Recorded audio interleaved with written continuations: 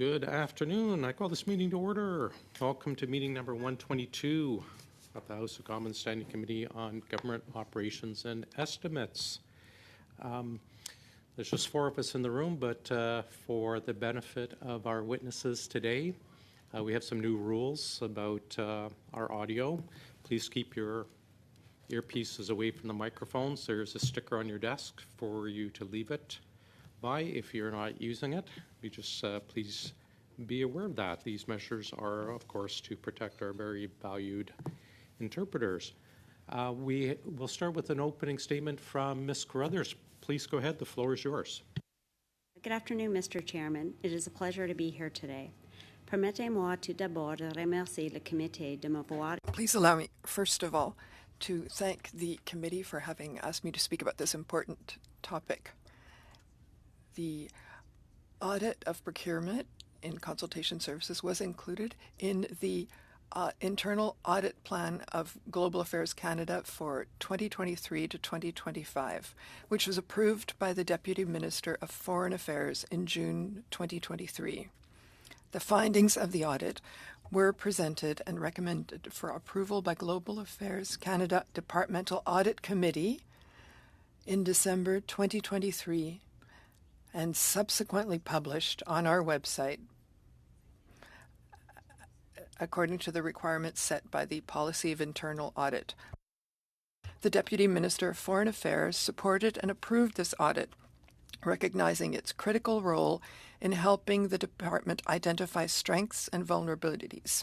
9% of contracts were fully compliant with the Financial Administration Act. That is, 72 contracts were found to be fully compliant out of a total of 91 contracts assessed. Others were found to be partially compliant.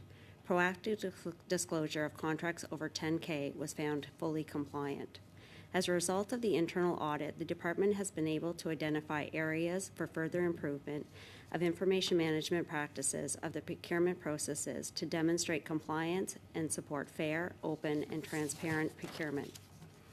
Global Affairs Canada is a big and complex department working in Canada and 182 missions abroad. In general, many of the issues flagged during the audit stem from the complexity of our operating environment. Our procurement system has undergone significant improvements in the past 2 years. This includes the implementation of an electronic signature solution aimed at mitigating the risk of inappropriate authority or lack of required segregation. Furthermore, the department has implemented additional controls, bolstering the effectiveness of our financial controls surrounding procurement. These measures collectively contribute to a more robust and reliable procurement process within our department. It is important to note that 2/3, or 68%, of the contracts identified as having issues were signed prior to these adjustments being implemented. Concernant la première recommandation visant à On the first recommendation of reviewing the processes in place to ensure compliance with the requirements of the Financial Administration Act, the department has already implemented various tools and processes, including the electronic signature solution embedded in the automated procure-to-pay solution, enhanced account verification procedure, and updated training. The department is also in its final stage of revising the payment process framework, along with which communication strategy, including dashboards, are being developed in order to enhance communication of financial results to senior management. This is in place to ensure that information related to contract administration is accessible, preserved, and retained throughout the procurement lifecycle to comply with the applicable authorities and support fair, open, and Président, point d'ordre. Pardon. Sorry, Ms. Carruthers. Go ahead, Ms. LaRouche. Pardon, Monsieur le Président. Sorry, Chair. There's no translation at the moment. Est-ce que vous m'entendez? Test. Là, oui. Can you translate for me and see if Ms. LaRouche can hear me translated? Ok. repeat? Great. Ms. Carruthers, maybe you can back up about 30 seconds of your statement? Yep, no Thanks. problem. In response to the second recommendation to put processes in place to ensure that information related to contract administration is accessible, preserved, and retained throughout the procurement lifecycle to comply with applicable authorities and support fair, open, and transparent procurement, GAC's management action plans includes reviewing current directives, procurement guidelines, and where required, update procurement guidance documents to assist departmental personnel in the fulfillment of their procurement-related duties that we are on track to complete before December 2024. We are committed to assessing the training curriculum for procurement employees abroad and to update procurement training based on this assessment, which we completed in February 2024 and have begun to roll out to our employees. We will ensure that information related to contract administration is accessible, preserved, and retained throughout the procurement lifecycle to comply with applicable authorities and support fair, open, and transparent procurement. En conclusion, je tiens à réaffirmer que... In conclusion, I would like to reiterate that this audit was undertaken proactively in order to objectively assess our procurement of consulting services and to identify areas where we can improve. We are a large, complex department, and we fully recognize that there are areas where we can do better, as we are committed to the integrity of contracting processes to support the best value for Canadians. As part of our next steps to further strengthen our rigorous approach, the department has already implemented various tools and processes and will continue to evolve our practices. Thank you. Thank you very much. We'll start our 6-minute rounds with Mr. Genuis. Thank you, Chair. The committee has been seized with the contracting abuse that has happened during the tenure of this NDP Liberal government, and now this corruption and abuse issue is coming to global affairs, the domain of yet another prospective Liberal leadership candidate. In the last 5 years, Foreign Affairs has hired outside consultants over 8,000 times, spending over $500 million. Now, your audit suggests that the rules are not being followed in about a quarter of those cases. So if that proportion holds, we're talking about a total of roughly 2,000 contracts at Melanie Joly's department that didn't follow the rules, 2,000 contracts at Global Affairs if that proportion holds. And I note as well, Chair, that we're supposed to be promoting democracy and fighting corruption around the world, and yet we're looking at a situation where a quarter of contracts at Global Affairs are not following the rules. I think that's really disgraceful and shouldn't be passed off as simply part of the complexity of the operating environment.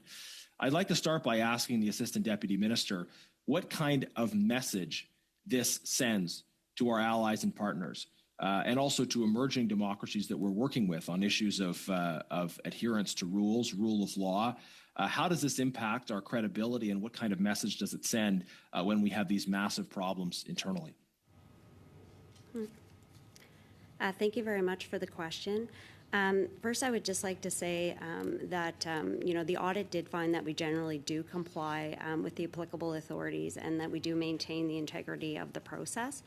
No, but we're a quarter of the time you don't, right? So that's a huge problem. That's not acceptable, right? We wouldn't consider that was acceptable if we were looking at a developing country or emerging democracy, right? So what kind of a message does it send that a quarter of the time the rules aren't being followed? I would just like to clarify, just in terms of the issues that the audit actually found. So, first, just in terms of the compliance of authorities, just to say that I know one of the audit findings was that the audit was unable to demonstrate that all of the necessary information was on file. And just to this, I would just like to mention that. in a lot of these cases, it wasn't necessarily that the documentation didn't exist, but more that when the auditors were looking into finding that information, the information wasn't readily available on file. And maybe Okay, Ms. Carruthers, I do think you're sort of avoiding the question, though. This is a grave problem. It speaks to rule of law, that rules weren't followed. We're supposed to be standing for and championing rule of law on the world stage, and we have rules for a reason. You can say, or others can say, that you don't think particular rules are that important or that significant, but rules were not followed in about a quarter of cases. Documentation that should have been available wasn't. And I'm asking you a very specific question, which is, what message does that send when we're trying to project a message about rule of law on the world stage, and we have a quarter of global affairs global affairs contracts seemingly not complying with rules? Well, if I want to address just the compliance issues that were outlined in the audit, so there were 19 different instances where the document or where Ms. Carruthers, what message does it send? That's my question. What is the impact on our credibility? Well, I've been asking you the same question for about 4 minutes. I think something really important to actually recognize first is just that there were the number of a quarter is probably inaccurate just in terms of the number of transactions that were found to be incompliant. And of course, additional measures have been taken place within the department to assure that these types of errors don't come up again in the future. Okay. I think it's pretty clear that the witness is not answering the question. So I would maybe just want to put the witness on notice that this committee does expect answers to questions, and we do insist on those answers. I'll follow up on this point of what message it sends, because I think you clearly don't want to respond to that, maybe because the answer is fairly obvious, that it sends a terrible message. In terms of the specifics of this audit,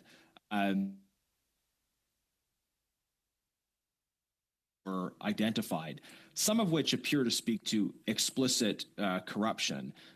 There are instances of intentional contract splitting, for example. Monsieur le Président, appel au règlement.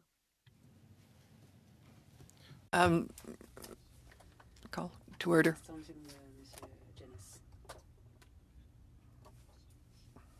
Alors, les interprètes. So the interpreters said that Mr. Generous's connection did not permit adequate interpretation. Restored. I know I was having some problems, but it should be Why don't restored you now. rewind about 30 seconds and start the question you're working on right now. Just start from the beginning, please. Maybe before, just can Ms. LaRouche confirm that it's functioning? Ms. LaRouche, can you confirm if the interpretation is coming through? Because it's telling me on my end that my connection's been restored. Monsieur le Président, le son de Monsieur Mr. Chair, Mr. Generous's sound is in poor quality, and it's very difficult for the interpreters. Okay, hold on. Okay, I don't know what to say. We're just gonna let's just connection. pause for a couple seconds here. I'm going to chat with the clerk and check with the interpreters what's going on.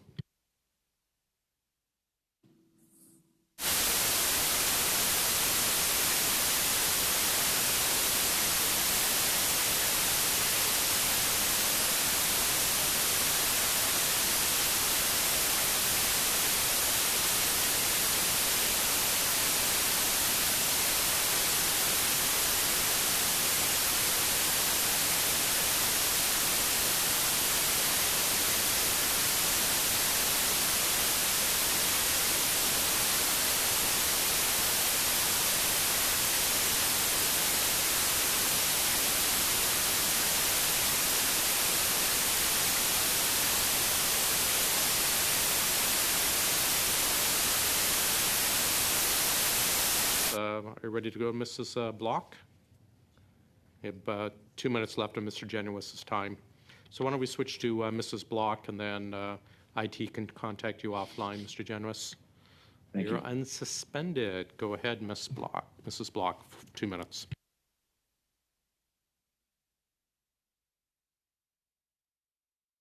You're muted.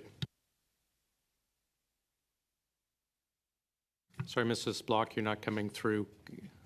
You're either muted or your headset's not plugged in.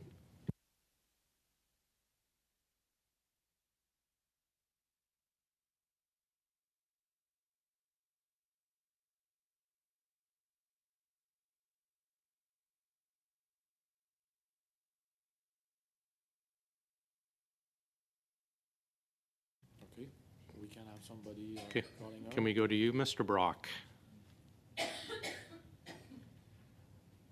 Why don't Yes, we go you to, can, Mr. Chair. Why don't we go to Can Mr. you hear me? Brock? Yeah, go ahead for 2 minutes, Mr. Brock. Thank you. Thank you for the witnesses for your attendance. I apologize. I had some technical difficulties myself. I didn't listen to your opening remarks, but I received some notes, and anyone can probably ask or answer this question, but I think it's probably more appropriate for you, Ms. Carruthers. Something in regards to your opinion that you took a proactive approach to not only the audit itself, but the recommendations. Isn't it fair to say that you were literally caught with your hand in the cookie jar, that the jig was up, public opinion was so strong with regards to this failed, corrupt practices exhibited by a number of departments in terms of outside contracting with outside consultants? So it wasn't an issue of you taking proactive measures within your own department, but literally the public demanded more transparency and accountability. Is that a better way of phrasing what's really going on here? Thank you very much for the question. I would say, we did take proactive measures in that we weren't actually conducting this audit because we believed or were notified of any wrongdoing within the department. It really was a way for us to kind of assess the internal controls that we do have within the system so that we could then better be able to address any issues that did come up. Thank you. Thank you for that. So I would push back a little bit, Ms. Carruthers, because we had a similar audit in 2019, and a lot of the findings in 2019 in terms of the irregularities of the contracting practices, the contract splitting, a number of contracts not being signed properly, people not having the appropriate authority, was revealed in 2019, 4 years ago. So I don't know how long you've been in your current role or at Global Affairs, but clearly nothing was learned by way of any sort of systemic change within the department, because this is deja vu all over again. Isn't that a fair statement? Well, thank you very much for the question. What I would say is, yes, the time frame for this audit went from April 2018 to June 2023. Over the course of that period, the department actually did make a lot of changes to our system in order to rectify a lot of these issues. And in fact, I think if you went back, and which we have, and to look over the last couple of years, what's taken place is we've actually reduced the occurrence of errors in our post-payment verification process. So if we look back, Well, to be frank, Sorry, Ms. I'm afraid Carruthers. that is our time, but I'm sure we'll get back to Okay, it thank next you. round. Mr. Jory, please go ahead, sir. Thank you, Mr. Chair, and once again, thanks to the officials for coming and joining us today.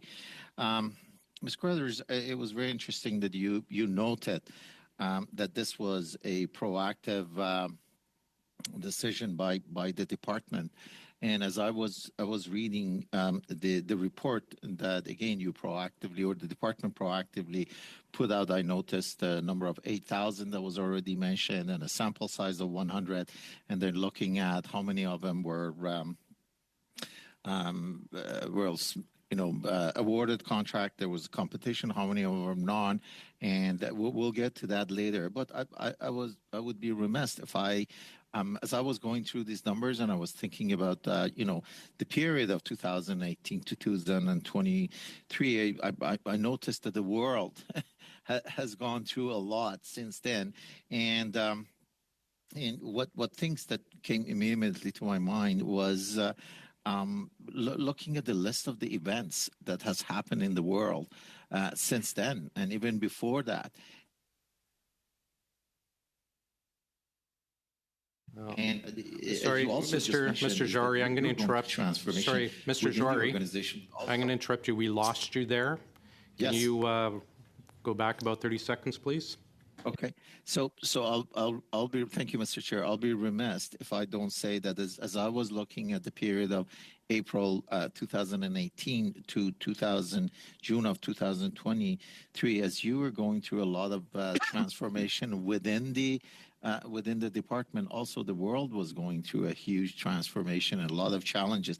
Can you share with us the challenges that the department and specifically global affair was managing, and how were you navigating Thank you very much for the question. all Yes. these serious challenges, whether it's the NAFTA renegade, COVID-19, etc.? Perfect. Thank you very much for the question. As I was mentioning before, the audit actually took place from April 2018 to June 2023.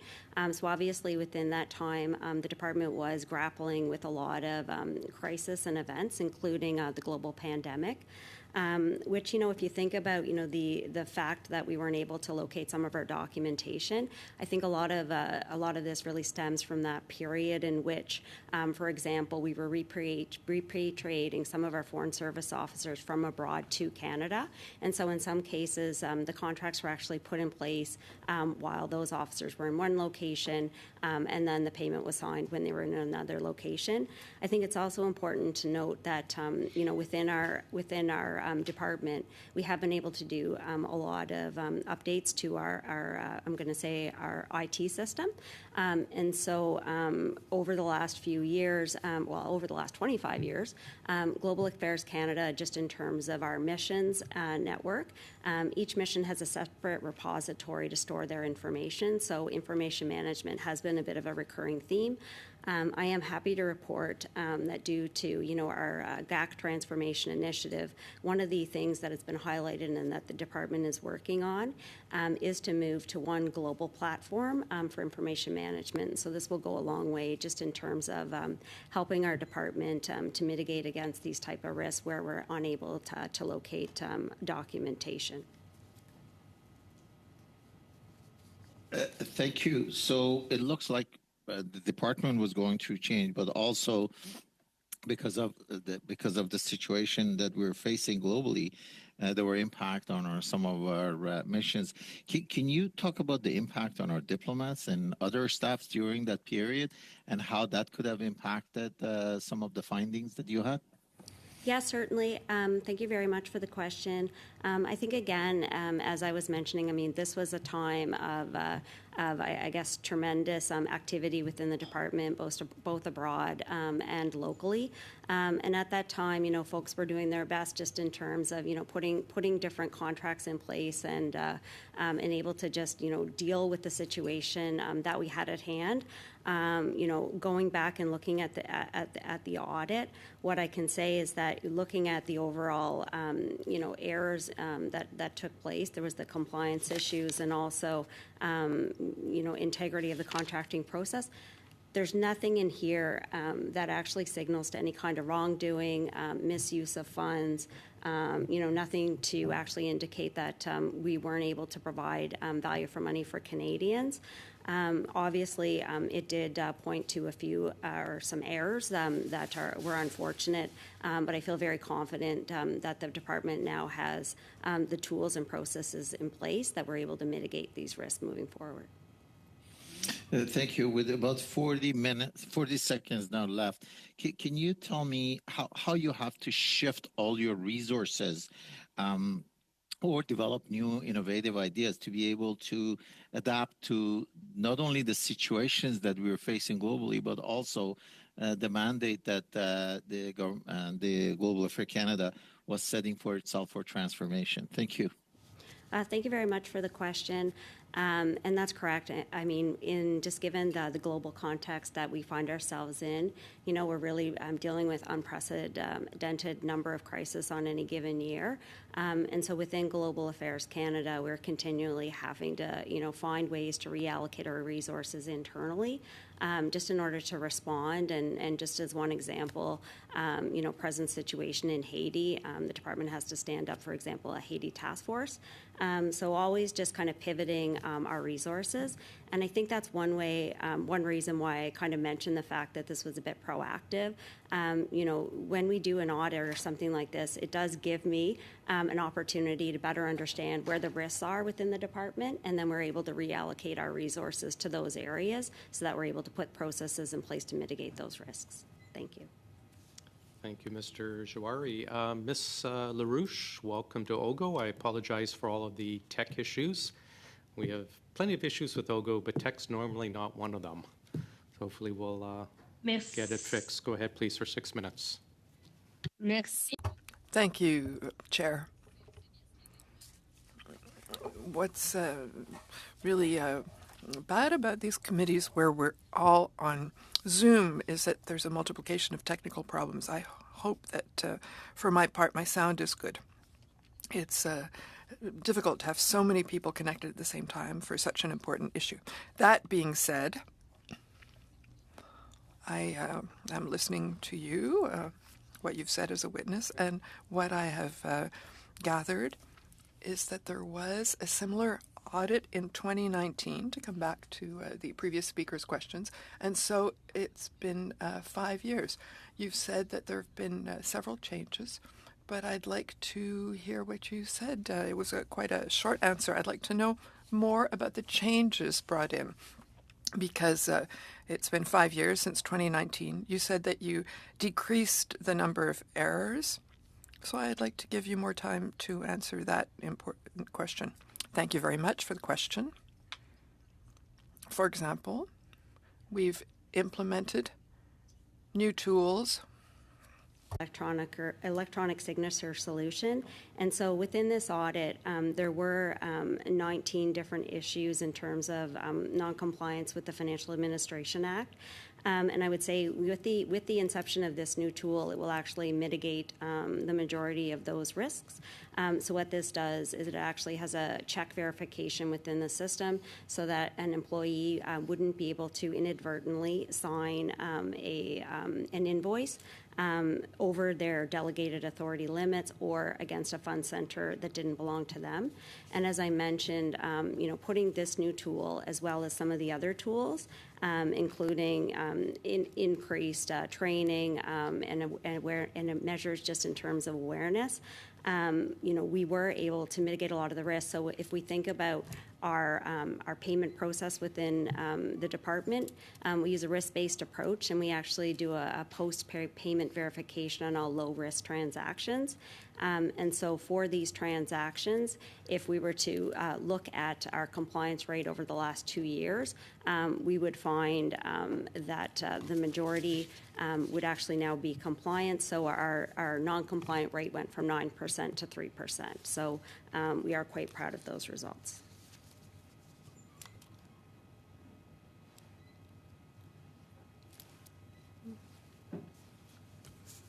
Vous aviez déjà parlé de... You already spoke about the electronic signature in your preliminary remarks, but in spite of everything that you said, it's clear, Ms. Carruthers, that there still are problems. In that audit, so the audit plan for 2023-2025, why was consultation services designated as a risk? Maybe I can pass the floor to my colleague, Danielle Pilon. Hello, Chair. I'm Danielle Pilon, General Director of Procurement at Global Affairs. So it was identified as a risk simply because of the nature and the volume of transactions that we handle. We have several missions, more than 170 missions throughout the world. And as you can see in the public accounts, we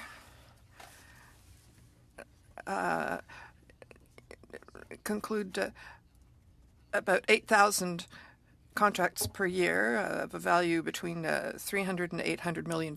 So because of the size of the process, we can assure you that at the department we do have the controls and processes in place to ensure this as working. So that's why we are saying we've identified this as a possible risk sector. And that's another reason why we ask to have continual internal audits. We had some in 2018. We had some that were mission specific. There's a new one published last year, which was carried out last year, published this year. And it's in our risk management plan to have continuous audits in the field. Thank you very much. So another subject question. Ms. Carruthers or Mr. Pilon, maybe you can answer, Mr. Pilon. Ms. Carruthers mentioned Haiti, but that situation in Haiti, what might be relevant for the committee in terms of the Haiti situation? That was just an example of one of the places where the department had to reallocate resources, because the last question was, how does the department do this? So I use that as an example. So maybe I can ask for an extra, maybe you can start answering this question. Are there other risks identified in your audit plan in terms of procurement? And if so, what are they?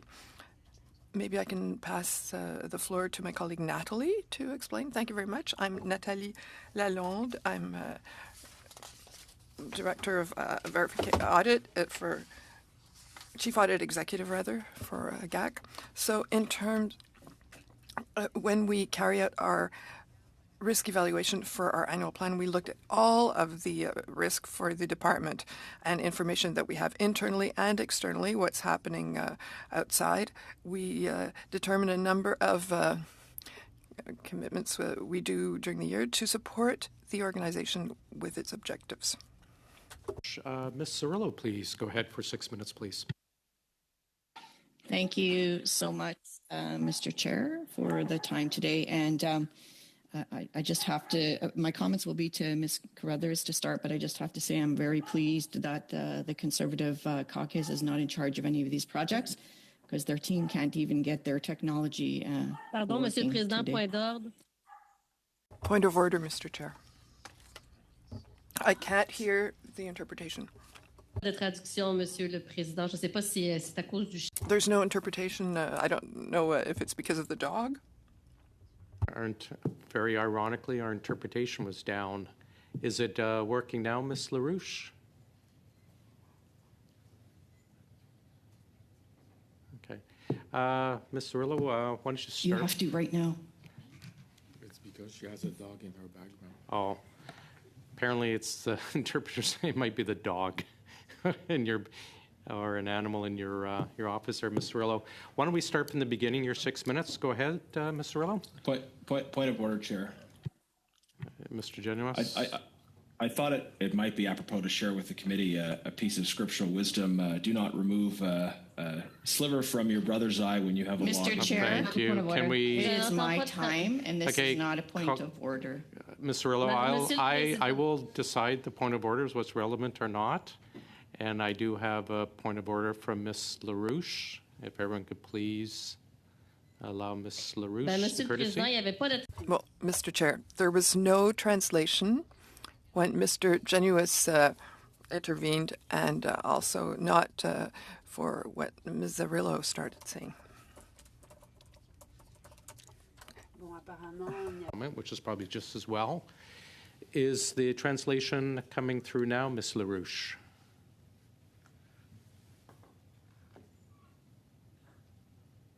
Quand c'est vous qui parlez, Monsieur le Président, oui. When you speak, Mr. Chair, yes, I can hear it. No translation, Chair. Okay. Well, why don't we, everyone, I will speak for a tiny bit, and I'll get everyone to see whether their translation is working. Actually, just Ms. LaRouche, if it's still working, then we'll check on the French side. Great. Mr. Clerk, do you want to say a few words en français, and we'll see if the translation is working into English? I'm just saying a few words in French, so I'm very happy to be the clerk here today for you for this second meeting of the day. Can you hear me? Can you hear the interpretation now? Is the interpretation working? On va lever la séance pour voir ce qui... Please.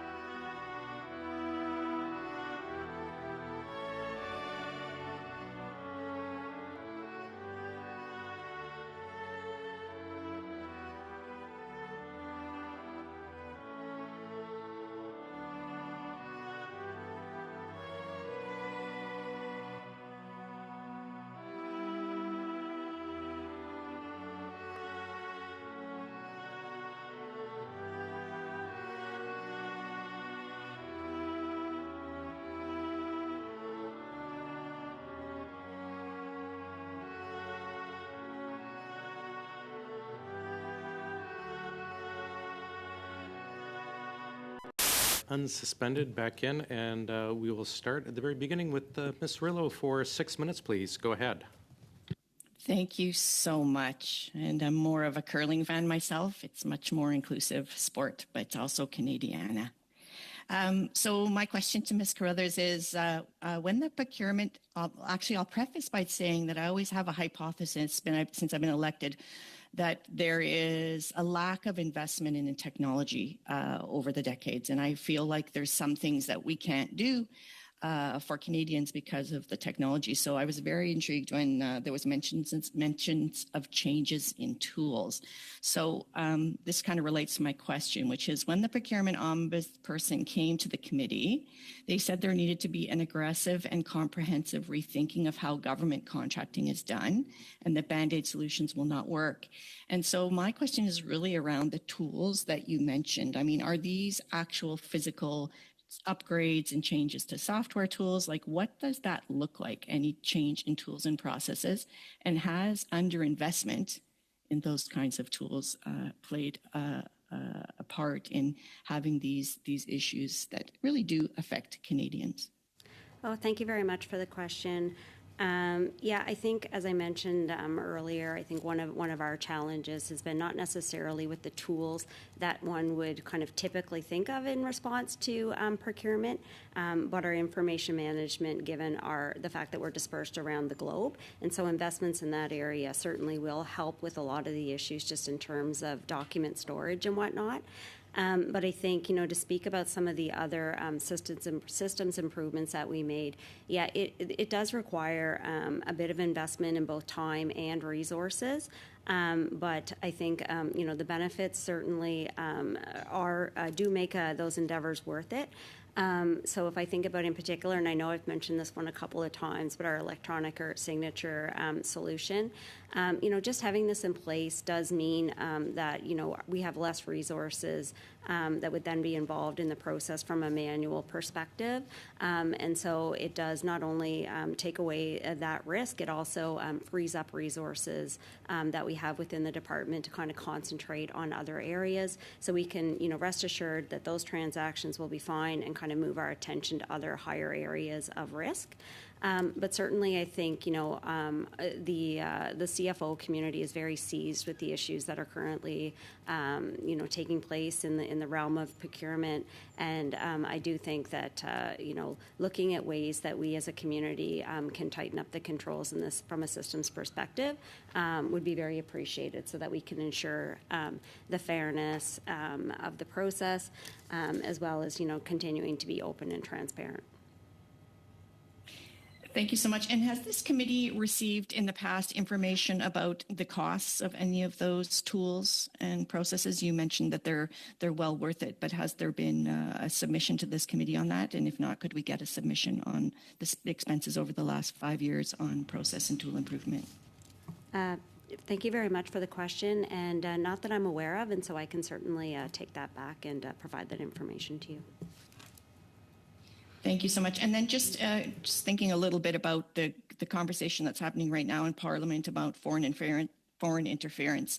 And I know it was when the Conservatives were in government that they outsourced some of the veterans' data to an American company. And I'm just wondering, is there a talk right now about how to keep the data safe in this new and evolving world? Thank you very much for the question. And yes, absolutely. I think I talked a little bit before just regarding the fact that we didn't have one global system in terms of a repository that we could, access information from across the world. And I think that security is really one of the reasons that kind of underpins some of the challenges that we have. For us, maintaining the integrity and the security of our information is obviously our top priority. And this is why it has taken us up until now to be able to devolve such a system.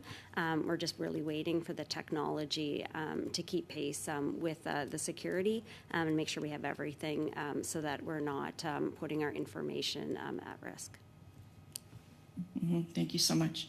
Okay, my last question on this one is just around the upsizing of the contract. So, that $40,000 threshold, there was a couple of examples in the report where the same supplier had come back and increased contracts time over time. And I'm just wondering if you could share a little bit about why that happened and what was the process. Thank you very much. Thank you very much for the question. Yes, 3 instances were actually found in the audit, but I'll turn to my DG of Procurement, Dan Pilon, who can provide some additional details regarding those. Thank you very much, Mr. Chair.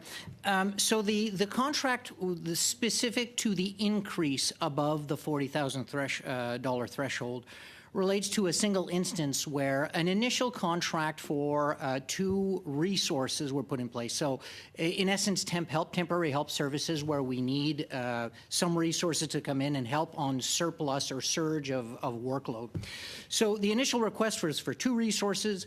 Only 1 resource was put on contract at the initial onset, which generated a low dollar value. A second resource was then added to meet the original requirement when a second resource was found, which drove the contract to be increased along with a period of time. Then what happened, a third resource was added to the contract, which surpassed the $40,000 threshold with an amendment. We've notified the manager. We've addressed the situation with retraining and proper procedures. Thank you. Thank you very much. Mr. Carruthers, just so you're aware, thank you for responding to Ms. Cirillo about the information. Our committee has passed a motion that we require all requests such as that to be done within 21 days to the clerk, so just so you are aware. We're now back to Mrs. Block for 5 minutes, please. Thank you, Chair. And I see that you are probably able to hear me by my screen lighting up. Is that correct? Loud and clear. Great. I missed a couple of interventions, so I may be repeating some questions that were asked. My first question will be to those who conducted the audit. You have uncovered routine irregularities in the hiring of consultants in Minister Melanie Jolie's department. Was this an annual review that you conducted or part of a regular review? Thank you for the question. Thank you for the question. No, it's not a regular review that we do.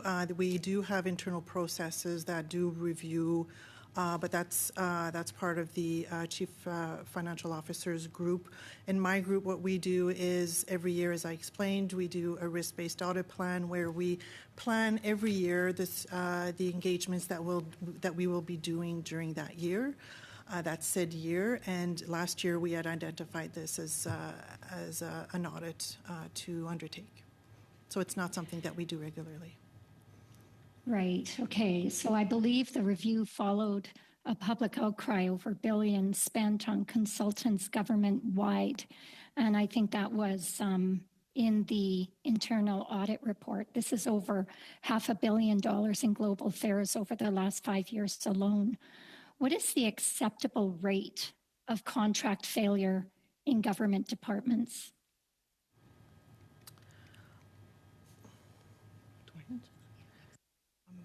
So an acceptable rate obviously would be 0% issues, but unfortunately the process is being so complex and so many people being involved in the process itself, I'm not sure that's you can actually go for that. Right, so there has been no other rate above 0% that would be identified as an acceptable rate of failure? I wouldn't consider that as being a failure. We looked at various things. I think there were errors. There were issues that were identified in the report. I've been doing audits for several years, and we always seem to find some of the issues that do come up by the way that we actually do risk-based sampling and overall sampling. Thank you. So I guess I'll follow up. Do you think 26% is an acceptable rate of failure? There are issues with, we had calculated 20... Just a yes or no, ma'am? Just a yes or no. Is that an acceptable rate?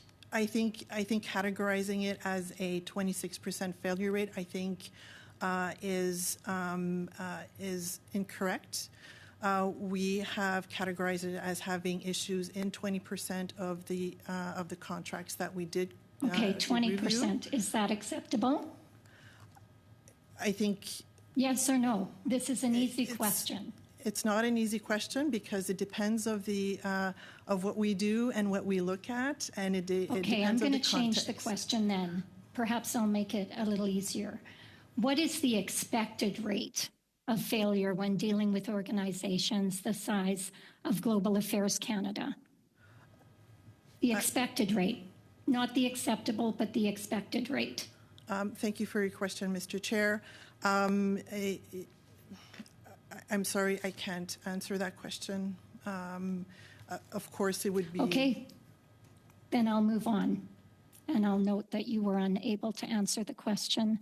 The next question would be, I believe, for the Assistant Deputy Minister. Over the course of this committee's investigation into a RIVE scam, we have learned of many terms in the world of procurement, government procurement. They are bait and switch, the Charbonneau loop, and last but not least, contract splitting. And that describes the practice of divvying up large contracts into smaller ones in order to bypass competitive bidding requirements and sole sourcing because they do not reach the dollar threshold. In your audit, I guess we'll go back to the auditor, in your audit, you found cases of contract splitting. How many of the 19 contracts that failed the audit included cases of contract splitting? A very brief answer, please. Thank you for your question, Mr. Chair. None. Great. Thank you very much. Miss Atwin, please, for 5 minutes. Go ahead, please.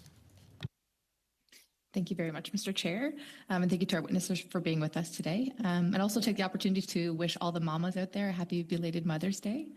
You know, Mr. Chair, just as I've been kind of listening and you know, taking this all in, I've noted the tone that some of our Conservative members have been using when addressing our public servants. And I find it really interesting that the CPC are making unfair accusations of corruption, not following rules, given that today an article came out in the CPC pointing out that the CPC have used House of Commons funds to fly their spouses to caucus meetings so they can attend partisan Conservative conventions. So I find this a little bit hypocritical. So I'll digress there. So I'd like to ask our ADM, you know, really with an eye to government fiscal responsibility and an important tool in that being, of course, the audit process. Could you please compare the strengths and weaknesses of internal versus external audits in the federal government context? Well, thank you very much for the question. I'm not sure I can compare and contrast. I would just say, you know, I know that if I think about my audit executive within our within Global Affairs, for example, I expect her to look at the processes with the exact same lens as I would expect from an external auditor. And for her to come back with her findings in the same way that I would see from someone external to the department or to the government. Great, thank you very much. And so your audit finds that Global Affairs Canada complied with proactive disclosure requirements for all 1,486 consulting service contracts valued over $10,000, including those to which a national security exception applies. Contracts subject to a national security exception must be proactively disclosed, but information may be withheld pursuant to the Access to Information Act. So what factors account for such a high compliance rate for proactive disclosure?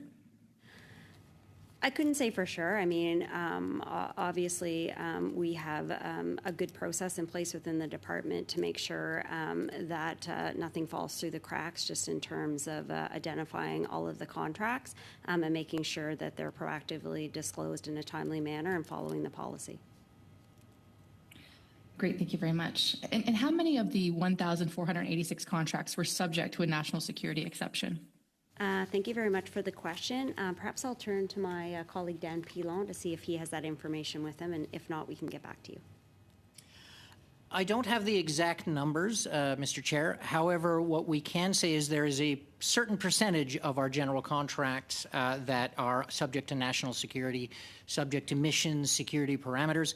That's about roughly anywhere between 5 to maybe 10% of our procurement at any given time. So not having access to the actual sample itself, I would expect that maybe 5 to 10% of those were subject to national security exemptions. Thank you. And when a national security exemption or exception is applied, how do you determine whether the appropriate information is still disclosed? So we have a vetting mechanism internally, Mr. Chair, regarding the release of information. Some contracts are, I will say, repetitive in nature. So protection services, in various missions, it's the same kind of issues. So we know exactly what we're looking for, and we have processes in place to withhold specific information.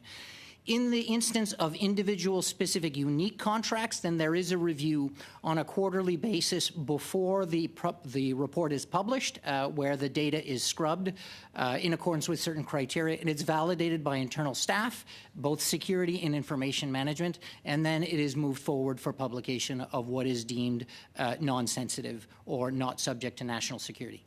Thank you. Thank you very much. And Ms. Carruthers, did your audit findings lead to any suppliers being excluded from future procurement processes? Thank you very much for the question, and the answer to that question is no. Great, thank you.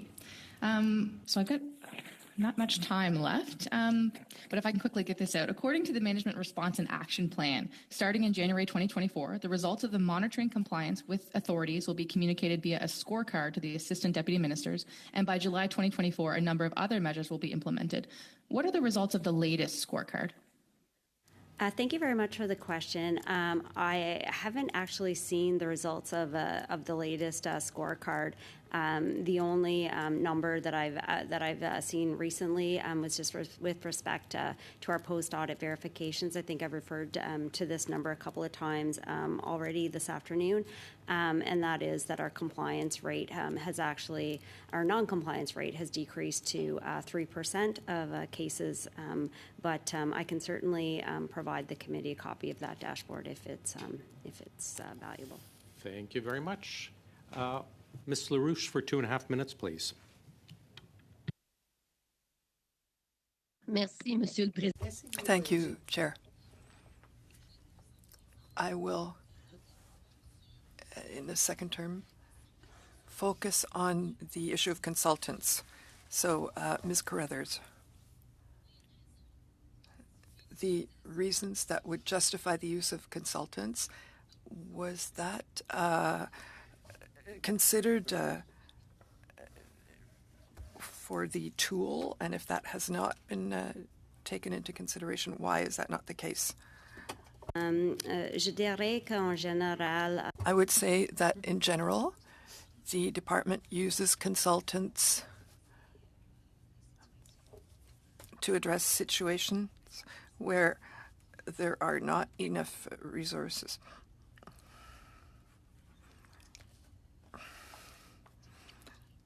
So for the technology group. So sometimes we lack the necessary resources to put new systems in place or to do new things. We may use these type of resources would just be because we have a project to deliver, for example, that has a short duration, and it wouldn't make sense from a value for money perspective or a resourcing perspective to hire a full-time resource to do that body of work. Ça demeure un problème, Madame Carruthers. Donc, est-ce que votre audit évalue les raisons pour lesquelles il y a... So, could you say why you chose to go to McKinsey rather than use internal expertise? You talk about lack of resources, so it's problematic that you can't use internal capacities. The McKinsey contracts were seeking to improve what?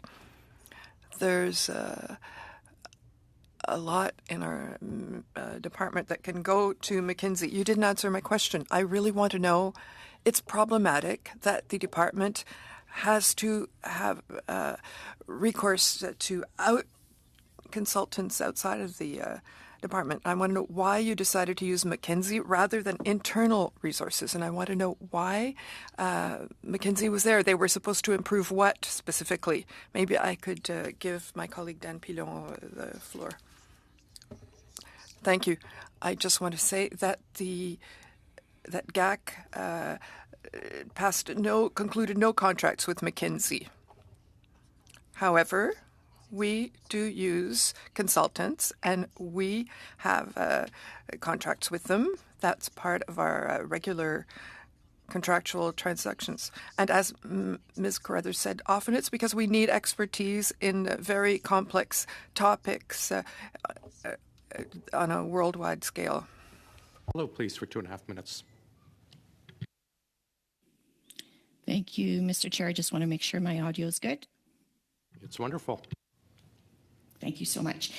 Okay, my questions are just related to some of the document deficiencies. So it was outlined in the audit that there was potentially, or it looked like, some widespread document deficiency. And I'm just wondering 2 questions. What was it within the internal culture that allowed for widespread lack of documentation? And how has that been addressed? Thank you very much for the question. And I think, first of all, the storing of information management is definitely something that we need to tackle as a department from a cultural perspective. But I think if I think about the results of this audit in particular, there were a number of reasons why the audit wasn't able to identify the documentation. In some cases, what I would say is that it's not that the documentation the proper documentation wasn't performed or the proper due diligence wasn't performed. In some cases, the documents just weren't readily available to the auditor when they were looking for those. For example, as I've mentioned before, some of the documentation would have resided within the mission network.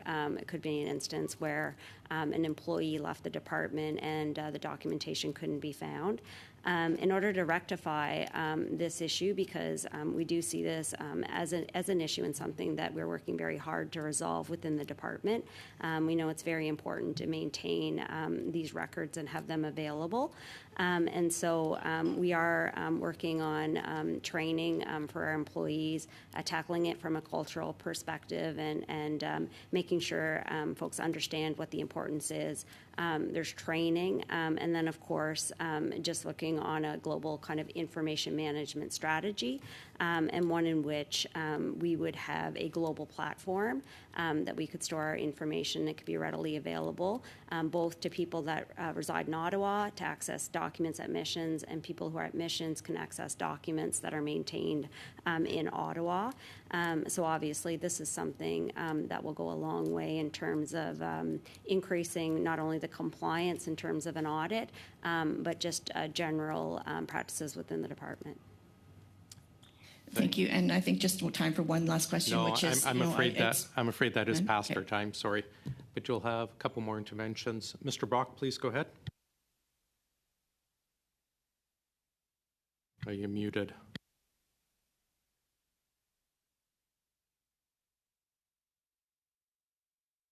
Sorry, Chair.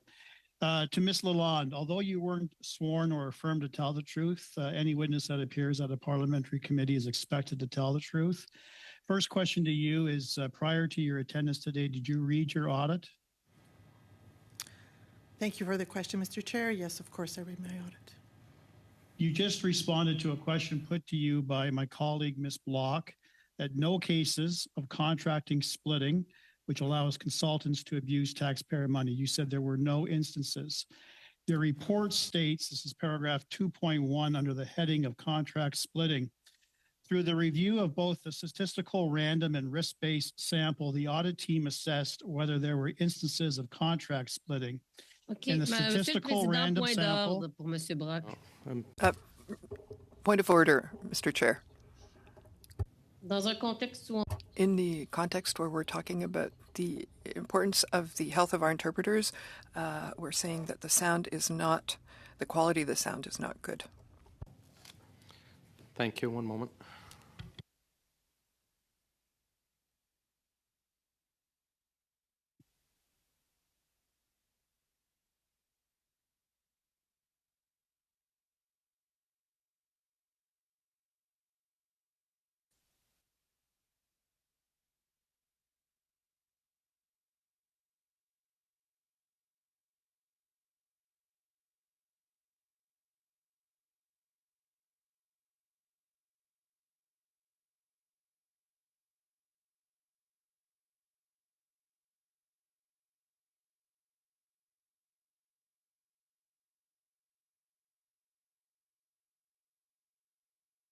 Mr. Brock, our interpreters are saying that your sound quality is bad. I hate to do this. Are you okay if we pop over to Mr.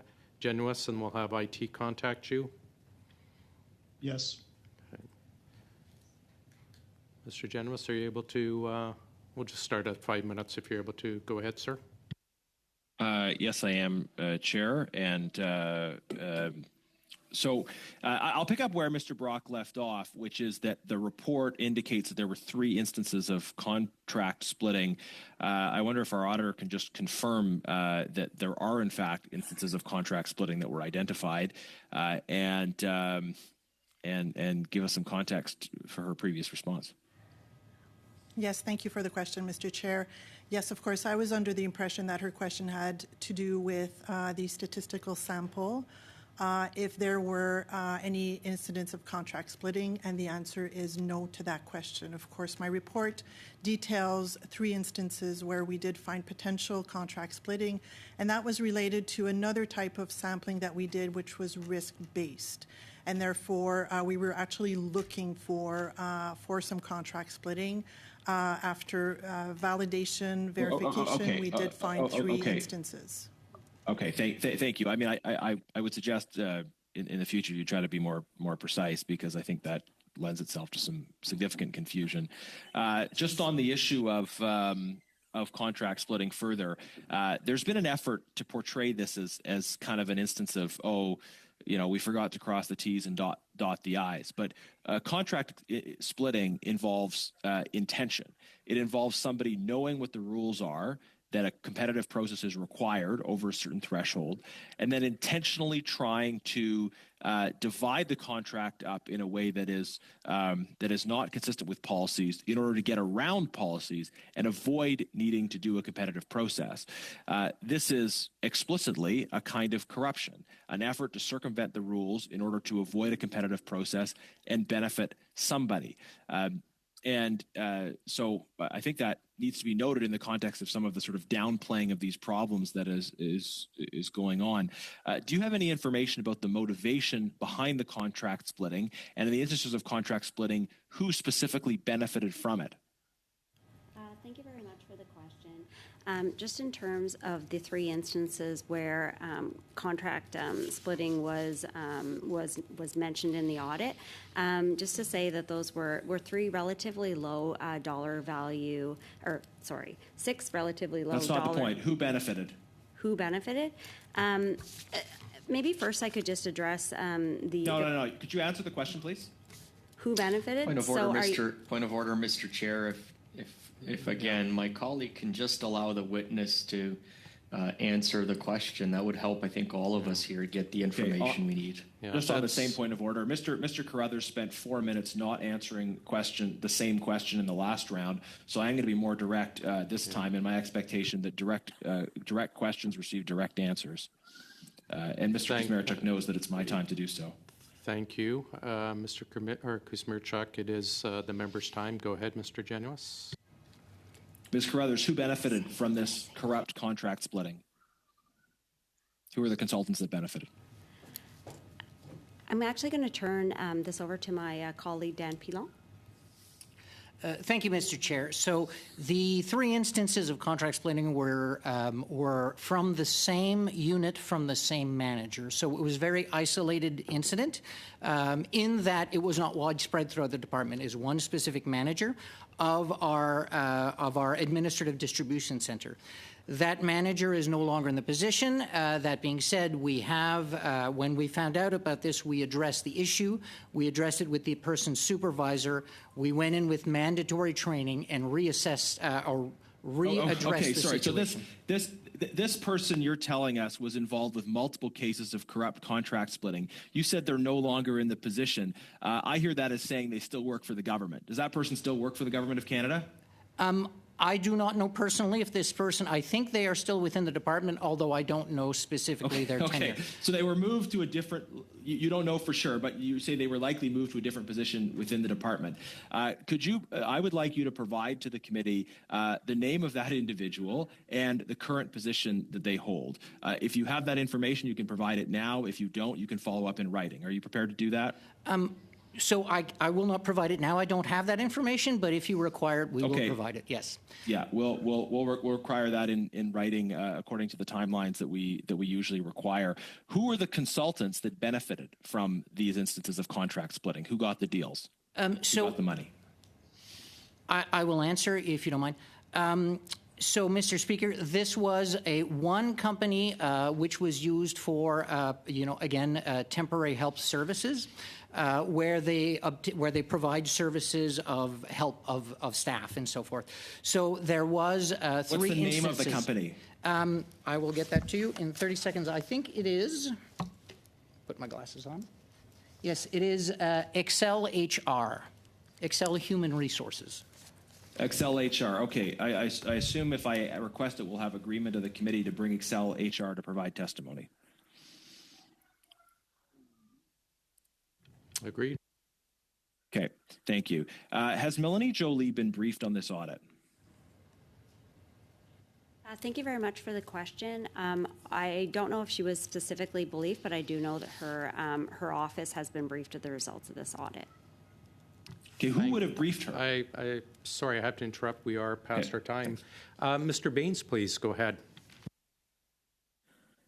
Thank you, Mr. Chair, and thank you for our witnesses for joining us from the department. You know, I requested to sit on the OGGO committee to look at, you know, improving operations of government, finding efficiencies. And the work you're doing here, reviewing procurement, and ultimately is to find those efficiencies. And my understanding is that this report was a routine audit conducted under the approved 2023-2025 Global Affairs Canada risk-based audit plan. So can you maybe explain how the plan was developed and approved? Yeah, thank you very much for the question, and I'll actually turn this one to my colleague, Natalie Lalonde. Thank you. Thank you for the question, Mr. Chair. So every year we do a risk assessment of the operations of the department. With the resources that we have, we determine a certain number of engagements that we do take. Now, internal audit is a fairly policy-based function where there are certain rules we need to apply. We do have we have an independent departmental audit committee that actually supports the operations and gives advice and guidance to the deputy heads. And that committee is composed of 4 external members outside of the public service. And therefore, how we would present the report, we present it to the departmental audit committee. They review, they ask a lot of questions, and if they agree, they recommend for approval by the deputy minister.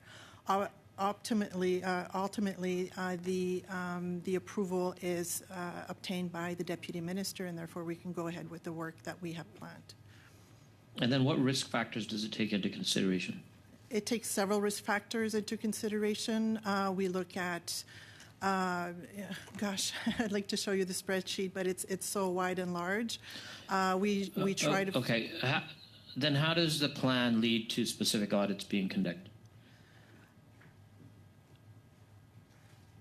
How many risk factors does it need to hit before, you know, the audit is now conducted? What we do is once we complete our risk assessment, we look at the potential engagements we can do during the year, and we prioritize that certain list specifically.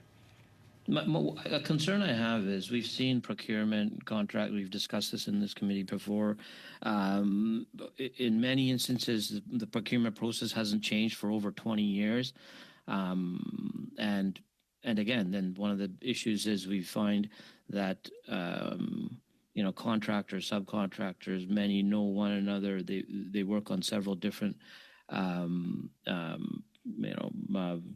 duties. And the relationships over time are built, these sort of things. So I'm just wondering, like, how are all of these things mitigated?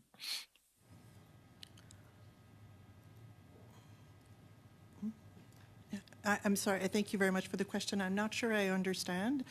The reason why we did this audit, we do several contracting audits within a 5 or 6 year period. Understanding the issues that were arisen from other departments and other audits that were published last year, we decided, and we thought it was important for us to actually look at our own practices and report proactively the results of those of the assessment, and therefore we published the report on our website.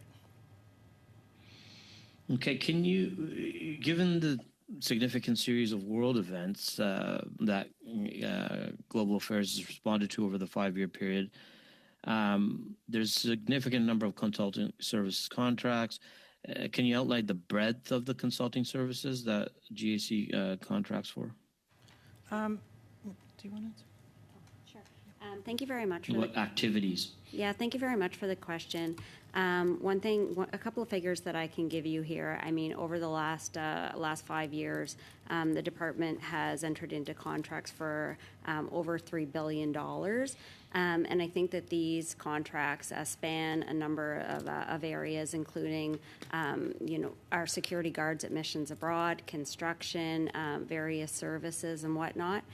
So we do have a vast array of procurement and contracting that the department does do. So, like security at consular services, maybe international development, international trade. Can you give me some examples in there?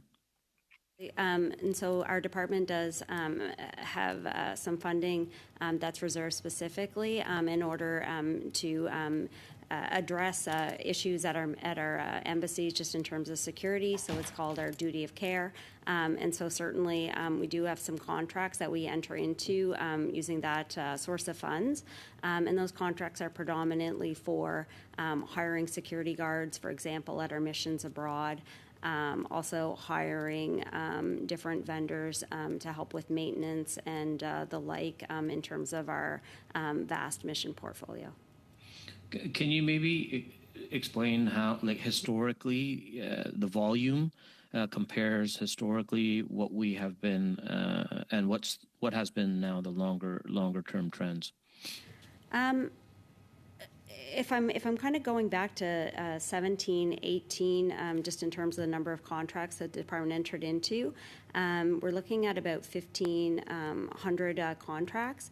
In comparison, in 23, 24, the volume of contracts has decreased significantly, and so it's almost by half. So 7,676, which I do think that these numbers do reflect and are in line with the direction of the government. If you think about the recent refocusing government spending exercise, all government departments were asked to reduce professional services, and so I think just this number really demonstrates what we've done within the department to reduce our spending on consulting services. But like I mentioned, we do have a lot of consulting services that are unavoidable in terms of our contracting for security guards at missions abroad. Thank you very much. Mrs. Block, go ahead. Thank you very much, Chair. So we now know that there is a widespread problem of government officials working as contractors and getting contracts from the Government of Canada. The most infamous case, of course, is Arrive Scam.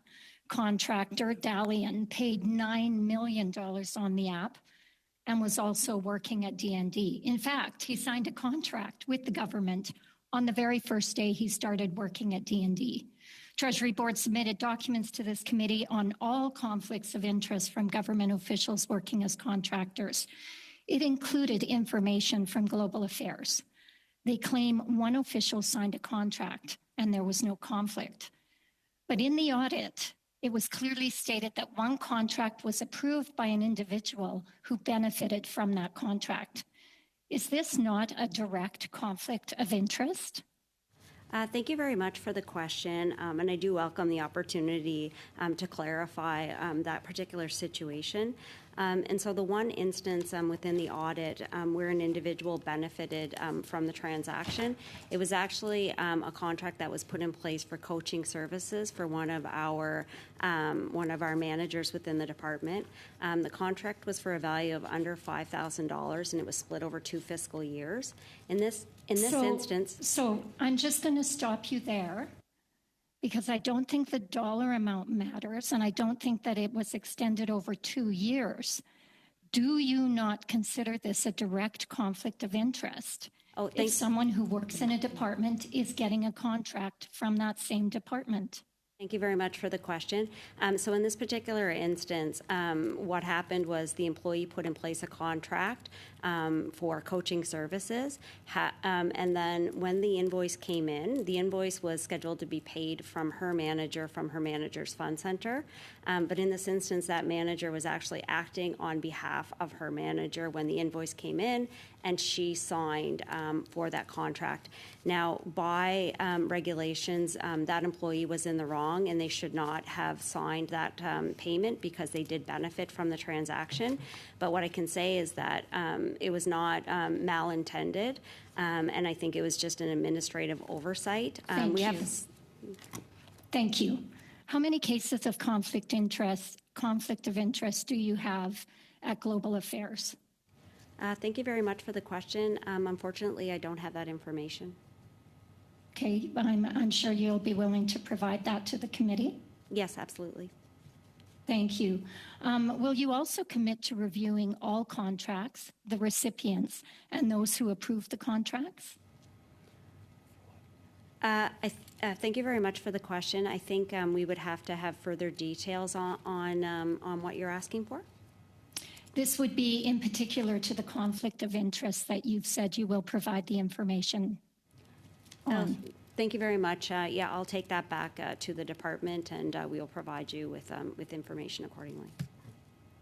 So you've given us the position that the person was in. You've given us some explanation around how they actually didn't benefit. Does this individual, because they were in the wrong in signing off on this contract, was there any sort of reprimand or reprisals in follow-up to that? Thank you very much for the question. In this particular instant, again, it was the position of the department that this wasn't necessarily wrongdoing. This was more of an error on her part in terms of, she really shouldn't have signed that. She was acting on behalf of her manager. The invoice came in, and I think she should have waited and had that invoice signed off when her supervisor returned. Unfortunately, I think I can't speak for the employee. I'm assuming she wanted the vendor to be paid promptly within the terms of the contract. Thank you. Thank you. What we have seen in many of the contracting issues that we have studied at this committee is a broad failure to enforce the Financial Administration Act, and I think that's been noted by others who have conducted investigations.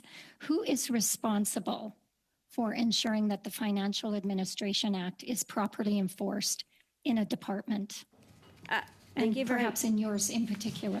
Yeah, thank you very much for the question. Under the FAA, the deputy head is ultimately responsible for ensuring that the Financial Administration Act is respected.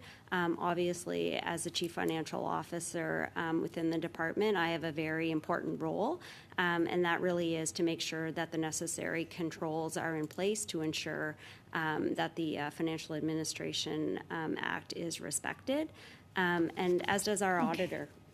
Thank you very much. Okay, so I'm afraid that's in our the case time. of the... I'm sorry, that's our time, Mrs. Block. Thank you. Mr. Kuzmierczak, please go ahead, sir.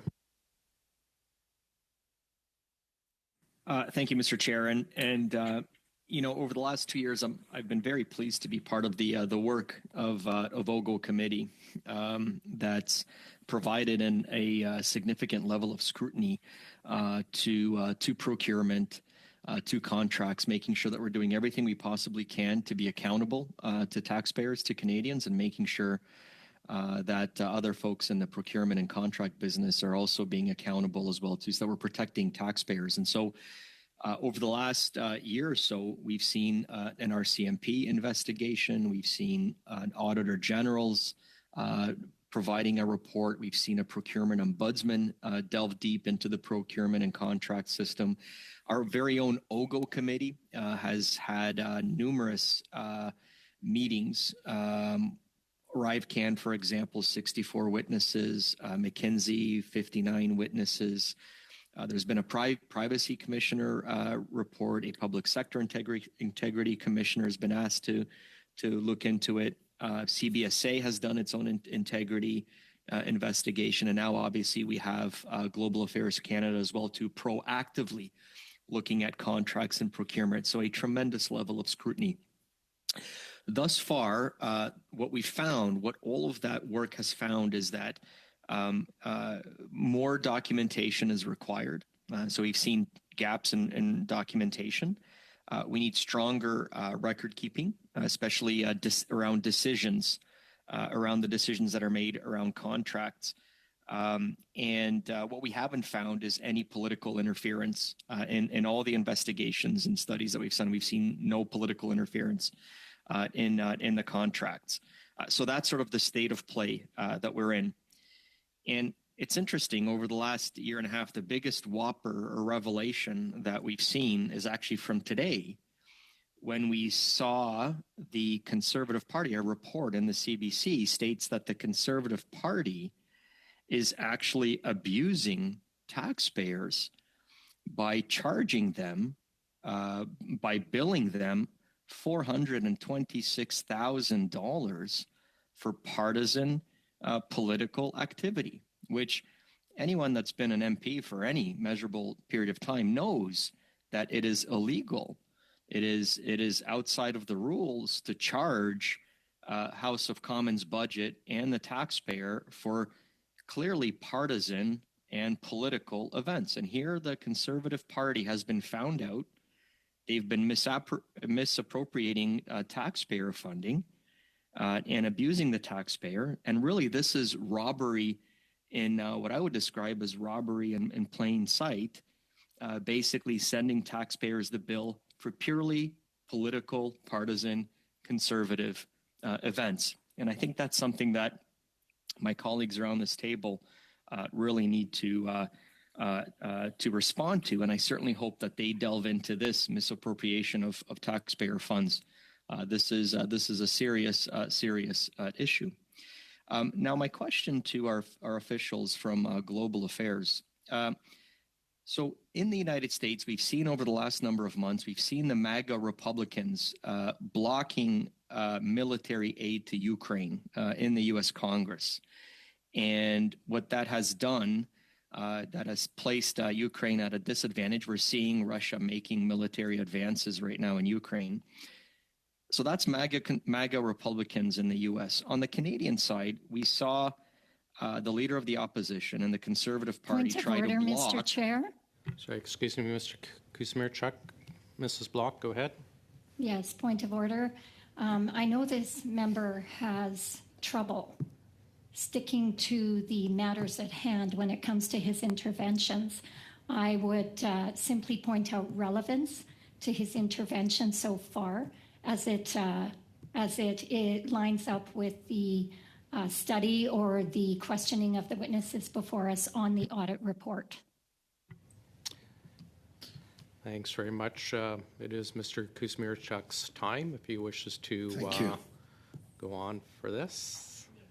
Well, thank you, Mr. Chair. Go ahead. And so again, in the U.S., we saw MAGA Republicans blocking military aid to Ukraine. In Canada, we're seeing MAGA conservatives trying to block support for the Ukrainian free trade deal. And I just wanted to ask our global affairs officials whether this is something that perhaps you would be looking at, the contracts that you have to the consultants. Is this the type of issues that would be looked at by perhaps some of these consultants, looking at what the impact is on support for Ukraine and the possible impact on the war in Ukraine?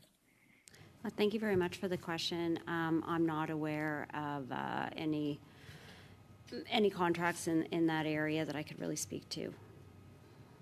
Okay, no problem. So I wanted to move on to my next question then. In the Globe and Mail last year, there was an article that was titled, "Germany's far right isn't on the doorstep of power, it's already arrived." And it was talking about the alarming level of support for far right parties like the Alternative for Germany, which is the AfD party. What we've seen is, again, conservative MPs. Mr. Kuzmierczuk, you're out of time. Can you wrap up with a question? Oh, sure. I just wanted to say last year we saw conservative MPs having lunch with the extremist AfD party. Sorry. Thanks, Mr. Generous. Mr. Kuzmierczuk, you are past the clock. Could you wrap up with a very brief question? I just wanted to ask if some of that consulting is around the impact that again, the Conservatives meeting with far-right extremist groups from Germany. Are we looking at the impact that has on anti-democratic That is movements? our... Yeah. Point of order. Mr. Kuzmierczuk, I gave you twice to wrap up, and we're well past the time now. So unless I'm ready to move on to our next intervention. Was there a point of order, Mr. Brock, or is this settled? Yes, we can move on? He's well past his time, and all he's doing is editorializing. He's not asking a question. Time to move on. Yeah, we have finished. Not a point of order, thanks, but I appreciate you bringing it up. We are now going to move to Ms. LaRouche for 2.5 minutes, please.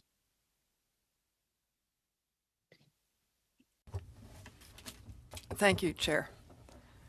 I'm a little bit confused about some points today. I'm a bit mixed up, so I have two things. It's a point with questions. I'm looking this 109 more public servants in 1 year, 357,000 in 2023, and 368,000 in 2024. So about 109,000 more. So we have more public servants. So to my answer, why use more consultants? I'm being told, well, we have fewer resources. I don't understand. If we have more public servants, we have more resources. Why are we doing more outsourcing? And Mr. Pilon, you told me that McKinsey had not received any contracts briefly, but we know all the problems that there were with McKinsey. But it was a bit more difficult to get the name of Excel Human Resources, and it wasn't clear in terms of the public servant who may have been fired or not.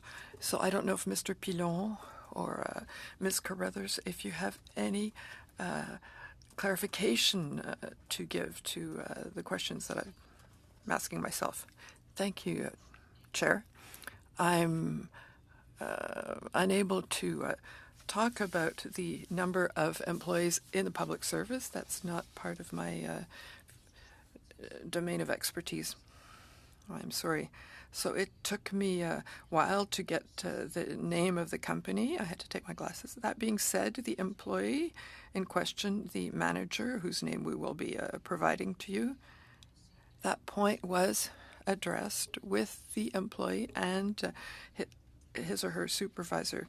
And it was very clear, and it was explained that the processes that this manager used were not acceptable, and measures were taken, which are probably related to staffing and employment in terms of the reprimand, but I'm not aware of that. But so this employee is where now, Mr. Pilon? And I can't give you this information. I don't have it with me. We have 6,000 employees at our department. I don't have that information on hand. Oui, c'est certain. Yes, we will. Thank you. Thanks very much. Ms. Cirillo, please go ahead for 2.5 minutes. Thank you, Mr. Chair. And I'm going to just revisit about the data privacy, and certainly in the lens of the foreign interference that we've been talking about in Parliament. So 5 years ago, the Office of the Privacy Commissioner issued an alert around contracting out, and those services can raise certain risks for privacy. So I think about Canadians here, and that it's important to consider privacy implications. And they did go ahead and under federal government institutions made some recommendations, such as defining ownership of the information when contracting out, recognizing individuals' rights of access to their personal information in regards to contracting out, restricting further use of personal data to those contractors, protecting information and unauthorized disclosure, and then to have written into contracts establishing retention and disposal criteria. All of that is top of mind for me and the NDP right now as we think about protecting Canadians. Is this something that has been taken on and adopted in regards to outsourcing? Thank you very much for global affairs. Thank you very much for the question. And yes, this is something definitely that Global Affairs has addressed, and perhaps I can turn to my colleague Dan Pilon, who can provide you with some additional details. Thank you for the question, Mr. Chair. Every contract that is awarded by Global Affairs, as per government policy, goes through an assessment. So there is, you've probably heard this before, a security requirements checklist, which is a standard procedure where an analysis is made on the sensitivity linked to the contract, either privacy, national security, communication security, and so forth. So there's a thorough review that is done. That form is then used to feed consultation within the department if security sensitivities are then identified. Experts are brought in. If that is the case, we determine an appropriate path to procurement that safeguards that information or that subject matter and so forth. So every single contract in the Government of Canada, and especially Global Affairs, is supposed to undergo that analysis.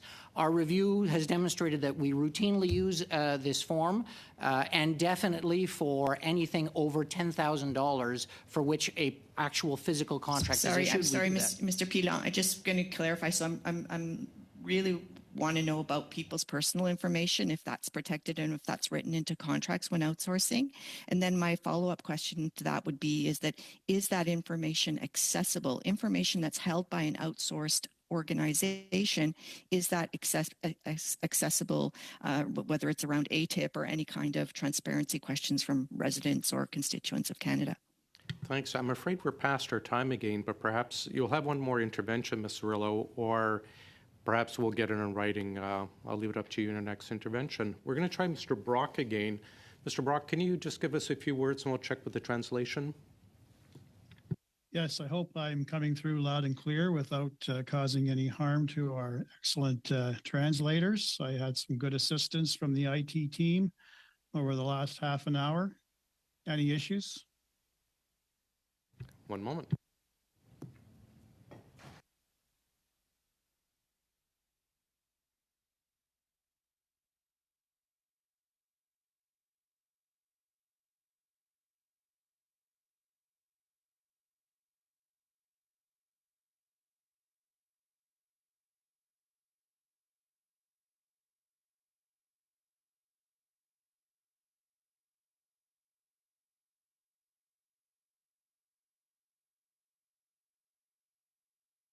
It appears your volume is coming in quite low. Why don't we start, and then if there are problems with the translation, we'll have to probably skip over to Ms. Block or Ms. Genuis. But why don't you start, Mr. Brock?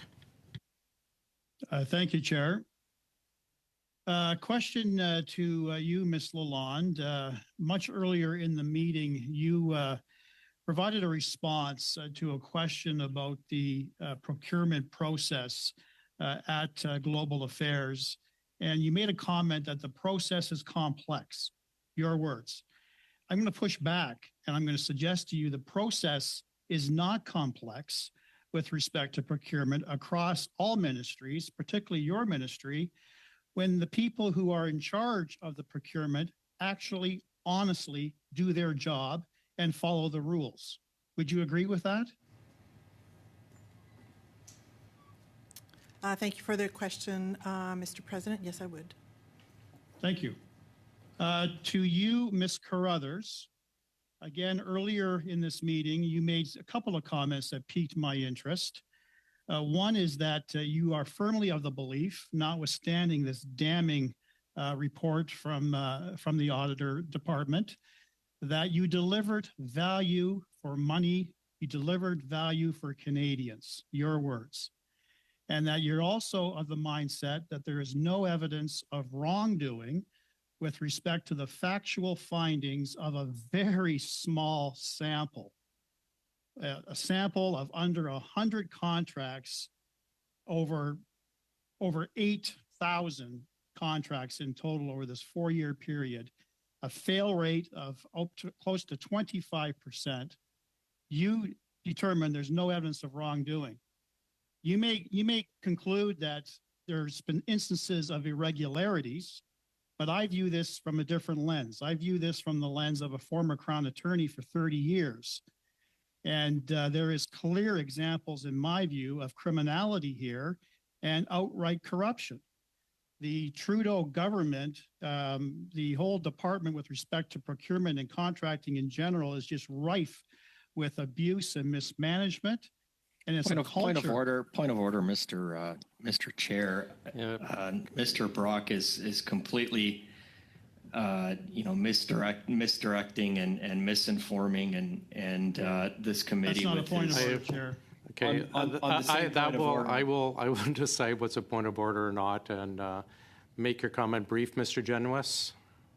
I would just refer Mr. Kuzmierczak to the scripture I referred to earlier about trying to Thank you, remove Mr. us from Genuis. the Mr. Kuzmierczak, it's not a point of order, and I will comment. I find it very ironic, this coming from you after your last intervention. I don't think anyone should be throwing rocks inside of glass houses. Mr. Brock, continue, please. Yes, so the culture of abuse and mismanagement in the Justin Trudeau government is alive and well at Global Affairs. The instances of irregularities that you call it, I call it corruption, no signed contracts, yet money was paid out, contracts signed for services rendered after the fact, one contract signed by an individual who benefited from the transaction, contract splitting. Appel au règlement, Monsieur le Président. Okay. Point of order, Mr. Chair. Translation again. Merci, Monsieur le Président. Thank you, Chair. The sound was of poor quality. We're obviously having lots of tech issues today. Do you want to just back up? Is there still a problem? Let me Is there just still check a problem, with. Chair? Yeah, I'm afraid it's just not coming. You're perfectly loud and clear inside the room. Unfortunately, just for the translation, there is some glitch. Perhaps, there's 2 minutes and 20 seconds left. Perhaps Mr. Genuis or Ms. Block can finish off. Mr. Genuis, go ahead, please, for 2 minutes and 20 seconds. Thank you. We heard earlier about a case where an employee was had put in place a contract for an outside consultant to give them $5,000 worth of coaching services. And then that employee signed for that contract. Obviously, that employee broke the rules when they signed the contract for themselves. But moreover, I want to ask, is it common at Global Affairs for officials to be able to hire outside consultants to provide them with coaching services? Thank you very much for the question. Yes, this type of activity is permitted. Is it common? I don't know if I would say common. I mean, it's not uncommon.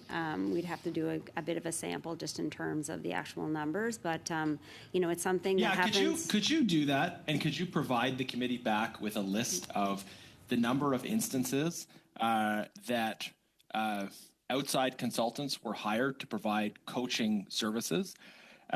We would request that within the usual time frame. Have you ever thought about setting up an internal mentorship process or something so you don't have to hire outside consultants? Why don't you have the expertise for people to be able to coach and support each other without bringing in external consultants for these expensive kind of nebulous advice contracts? Well, thank you very much for the question. Just to say, yes, we do have several mentorship programs within the department.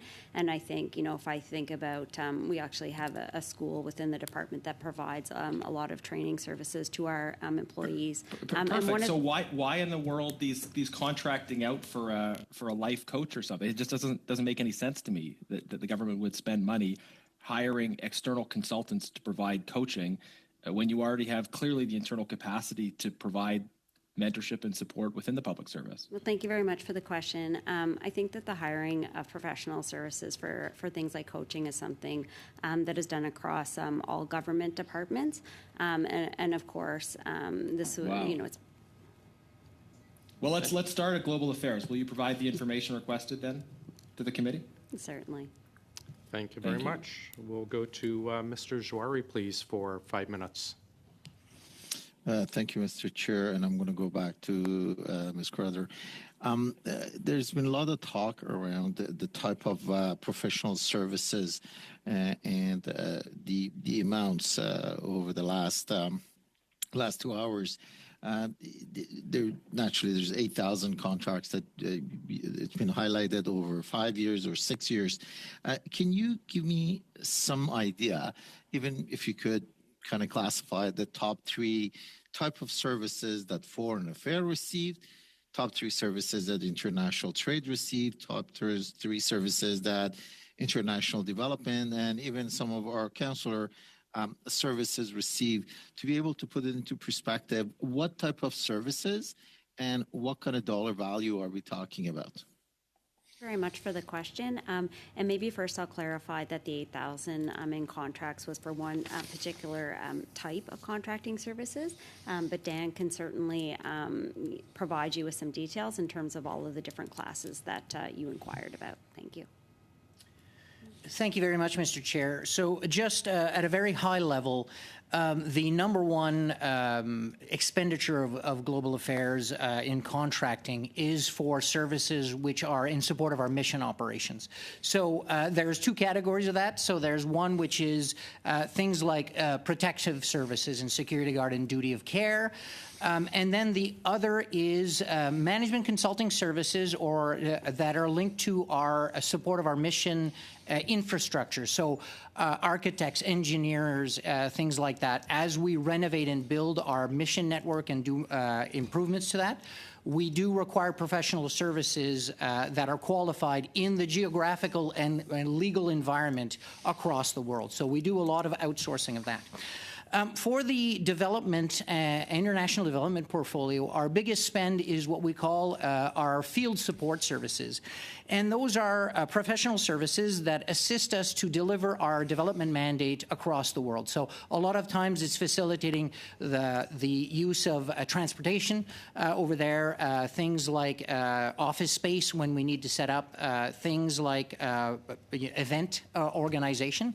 So, and there's support services made in country, in foreign countries, to help us deliver our mandate. With that, we also have a strong regime of monitoring and evaluation. So we send in auditors and evaluators to go in and monitor how successful our programs are and how we're doing on the development or the delivery of development and international aid. So these are professional services that supplement global affairs personnel to evaluate our programs. And lastly, the last spend, which is mostly on the regular government operation, is obviously your IT consultants, your management consultant, HR consultants, things like that, expert witnesses for international negotiations, and so forth. Thank you very much. Thank you. So can you give me a sense of ratio and if there's been any changes during the period that you did your audit? Have you seen the same level of services needed that you talked about in the past as it's happening now or it happened in that future? And what do you see as a trajectory going forward? Thank you very much for the question. I think that's something I could maybe point to is just in terms of the category that we call services.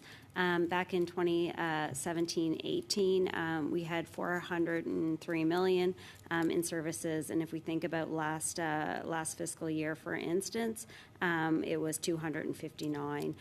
So as I mentioned earlier, procurement across all of our different lines has decreased over the last 5 years. Great. So do you see the same trajectory going through? Thank you very much for the question. I would say yes. You know, given the recent refocusing government spending, the reference levels or the budget of the department was reduced for professional services by 15%, and so the department is committed to reduce our spending in that area. And so I would expect there to be a decrease in expenditures in the next fiscal year. Thank you. I have about 15 seconds, which I yield back to the chair. Thank you. Thank you, Mr. Joiri. We're now in our final round. It's going to go to Mr. Genuis, then Ms. Atwin, and then finish up with Ms. LaRouche and Ms. Zerillo. Go ahead, please, Mr. Genuis. Okay, I'm going to try to go rapid fire here. Will you provide the RCMP access to problematic files in relation to this audit? Certainly. Okay, thank you. Global Affairs has given over 8,000 contracts in the last 5 years. How many of those outside consultants also do work for foreign governments? Thank you very much for the question. None that I'm aware of. Okay, do you track this information? Do you ask? We know McKinsey's done a lot of work for the government. Of course, they work extensively with our strategic rivals. So are you seeking this information? Thank you very much for the question. I'm actually going to ask my colleague Dan Pilon to provide some specific details. So we do business with a lot of companies across the world. Some of them are multinational companies. So we would have to assume, just as a general sense, that yes, they do business with foreign governments and so forth. When sensitive issues arise, again, we do a security assessment, and that drives the decision in procurement as to who we do business with. Okay, I will just point out the obvious, Mr. Pilon, that your answer just explicitly contradicted the answer the Assistant Deputy Minister gave about 30 seconds prior. Do you track, in general, the client lists of these multinational companies so that you would be able to say for certain this company we're doing business with does or does not do business with a strategic rival? Do you meticulously get that information, or do you just make assumptions? Thank you for the questions. I can confirm that we do not track the consultants or companies' clients list. Okay. Well, thank you for that forthright, though troubling response. You weren't able to say if Minister Jolie was briefed on this audit, but that her office was told. Has she issued any new directives or changed any policies in response to this latest report? Thank you very much for the question. As I've mentioned, the department has been very seized with the results of this audit and has been working towards implementing a number of activities in order to mitigate. Sorry, that's not the question. Well, has Minister Jolie issued new directives or changed policies in response to the report? Perhaps not directly in response to this. However, she is very involved in the GAC transformation and a lot of the initiatives that are implemented in the GAC. I'm sorry, she's very involved, but you're not sure if she's been briefed.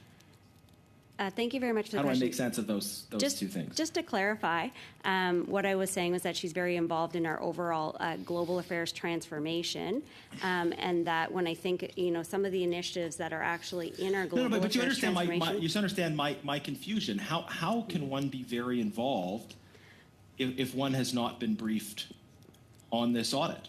Like it would seem to me the foundational step in involvement in the transformation or structural issues in global affairs in general would be to receive a briefing on this critical audit. Wouldn't you say? Well, thank you very much for the question. I would say I would have to ask her staff if they've actually briefed her on the outcome of this audit. The practice would be for us to brief her employees on this type of information. On that basis, Chair, I suspect you will find agreement of the committee to invite Minister Jolie to testify on this.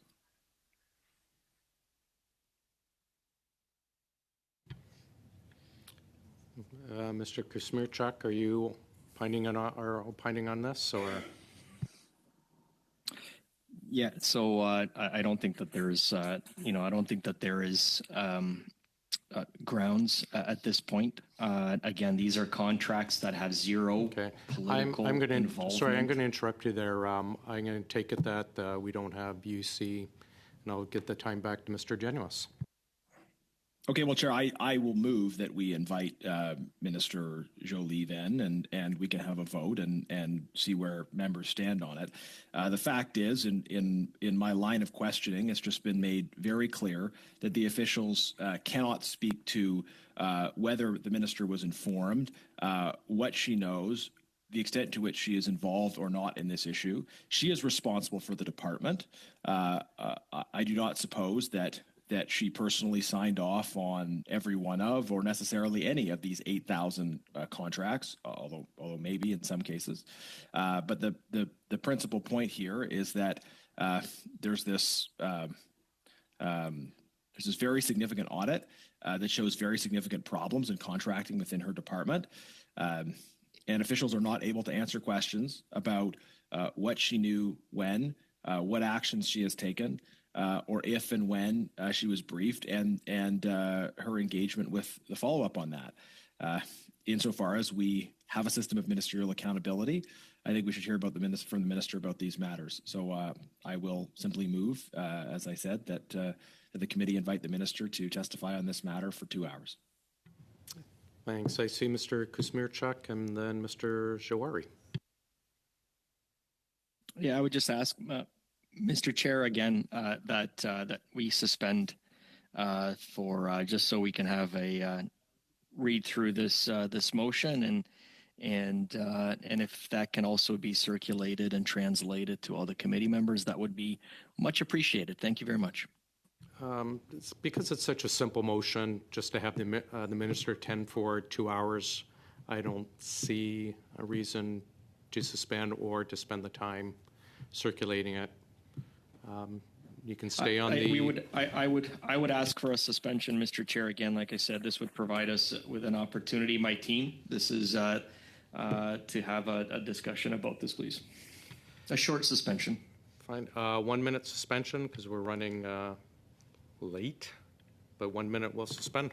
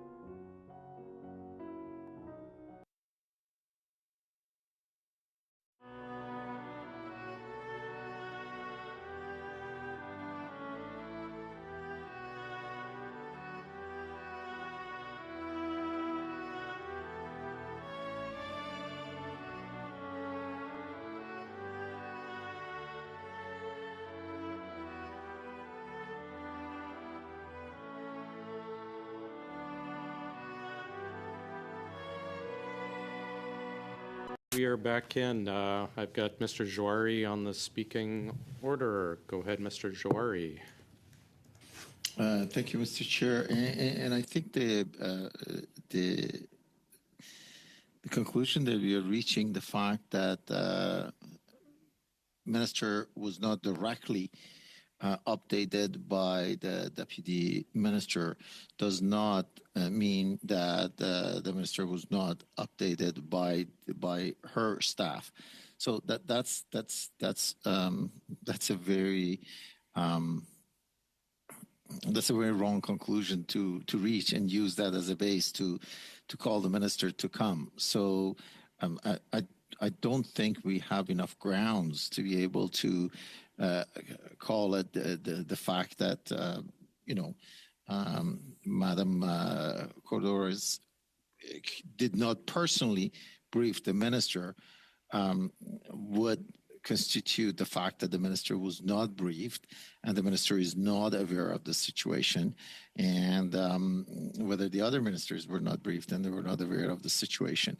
And I think when you look at the world that we are in right now, let's talk about something that started a couple of years ago. Let's talk about the challenge we had with supply chain, and then NAFTA was translated to CUSMA. Shortly after that, we were having conflict in Russia and Ukraine, and then Azerbaijan and Armenia, and where we actually opened up a new mission. And then the challenge that we have in Middle East. I believe if we look at the priorities that any of those ministers have and the agenda that the Minister of Trade has, specifically around Indo-Pacific strategy and how we are trying to make sure that we build the strong partnership that we need in the Indo-Pacific region, as well as international development minister. So when we look at the agenda that the government has and the level of complexity and the level of the sensitivity of the time, even if the minister did not get briefed directly by Madam Cordraz, I don't think this is constitutionalized, calling the minister being called over, because they're bigger priorities. Therefore, looking at that and looking at the fact that, absence of one does not necessarily means the absence of other updates to the minister, within the priorities for all the three ministers, I don't think is justified for us at this time to call any minister to come in. Thank you, Mr. Chair. Thank you, Mr. Kuzmirchuk. Actually, and before we go to you, it's 1 minute to 3. I'm going to excuse our witnesses because we've hit our 3 o'clock time. Before you go, though, if you would get back to us on one thing we'd asked previously, but we haven't heard. That's from PSPC. If you recall the nuke tech issue from a few years ago, would you provide to the committee who CBSA finally chose for the scanners at our embassies once the government stepped back from the nuke tech? If you can just get back to us. Okay. Yes, we can get back to you on our procurement of additional scanners, yes. Perfect. Thanks. Mr. Kuzmirchuk. Go ahead, sir. Thank you very much. And Chair, how much time do we have for resources? Just curious. I'm looking at the time. I've got nothing but time for you, Mr. Kuzmirchuk. Go ahead. Okay. Are we scheduled for? Do we have resources? We don't have a lot. We don't future? have a lot of resources, no, sir. Okay. Until what time, Chair? About 3:04. Okay. So I suggest you start talking if you want to get something in the next few minutes. Sure. Yeah, no, so I appreciate that. So when we looked at this report that Global Affairs Canada proactively brought forward and published as part of their